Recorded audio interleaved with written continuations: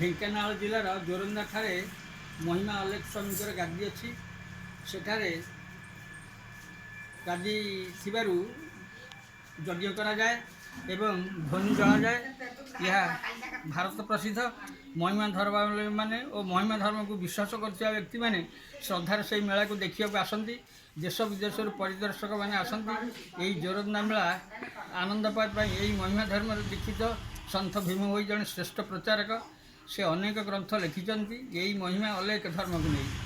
ଅଲେଖ ସ୍ୱାମୀଙ୍କ ଉଦ୍ଦେଶ୍ୟରେ ମୋର ଏ ଭକ୍ତିପୂତ ନିବେଦନ କବିତା। ଜୟ ମହିମା ଅଲେଖ ସ୍ୱାମୀ। ମହିମା ଅଲେଖ ଭକତକୁ ରଖ ତୁମେ ସବୁରି ଗୋସାଇଁ, ତୁମେ ଶୂନ୍ୟବାସୀ ଜୋରନ୍ଦାରେ ବସି ଦେଇଛ ଲୀଳା ଲଗାଇ।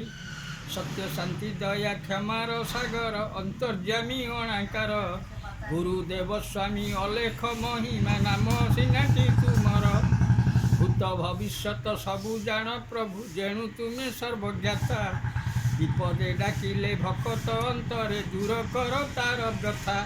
ମଣିଷ ଜୀବନ ଅତି ମୂଲ୍ୟବାନ ସାର ସଂସାର ଭିତରେ, ମାନବ ଜୀବନ ହୁଅଇ ସଫଳ ଗୁରୁ କୃପା ପ୍ରଭାବରେ। ମୁଛାର ମାନବ କିପରି ଜାଣିନି ଜନ୍ମ ମୃତ୍ୟୁ ଭେଦ କଥା, ପ୍ରଭୁ ସାମରଥ ସବୁକୁ ଆୟତ୍ତ କରି କରାଅ ବ୍ୟବସ୍ଥା। ଭୃତ୍ୟର ଗୁହାରି ତୁମେ ବୁଝିପାରିଥାଅ ଯେଣୁ ଦୀନ ବନ୍ଧୁ, ଏ ସଂସାର ଘୋର ମାୟାରୁ ଉଦ୍ଧାର ପ୍ରଭୁ ମୋ ପରାଣ ବନ୍ଧୁ। ଅଲେଖ ବିନୁ ମୁଁ କିଛି ଜାଣେ ନାହିଁ କହିବାକୁ ମନ କଥା, ହାନି ଲାଭ ଆଉ ଭଲ ମନ୍ଦ ଯେତେ ବିହି କରିଛି ବ୍ୟବସ୍ଥା।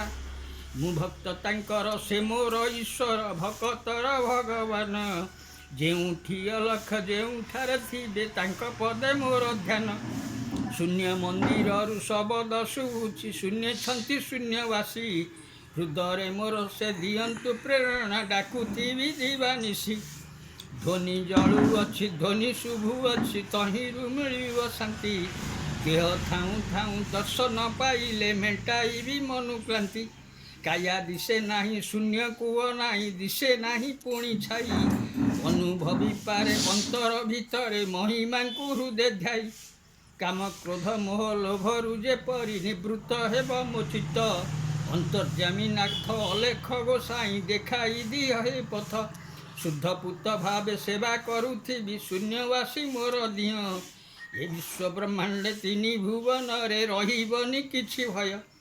ଅଲେଖ ବ୍ରହ୍ମଙ୍କ ମୁଛାର ସେବକ ଧ୍ୟାଉଅଛି ଦିବାନିଶି, କୃପା ସେ କରନ୍ତୁ ସଂସାରେ ପ୍ରାଣୀକୁ ପ୍ରଫୁଲ୍ଲ କରେ ମୋ ନାସି। ଜୟ ମହିମା ଅଲେଖ।